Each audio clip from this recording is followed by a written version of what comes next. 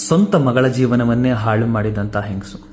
ಹೌದು, ಒಂದೂರಲ್ಲಿ ಮಧ್ಯಮ ವರ್ಗಕ್ಕೆ ಸೇರಿದಂತಹ ತಂದೆ, ತಾಯಿ, ಮಗಳು.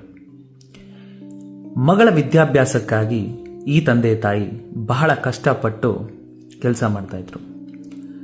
ಮಗಳನ್ನು ಬೆಳೆಸಬೇಕಾದ್ರೆ ಆಕೆಗೆ ಒಂದು ಸಮಸ್ಯೆ ಇದೆ, ಒಂದು ತೊಂದರೆ ಇದೆ ಅಂತ ಗೊತ್ತಾಗತ್ತೆ.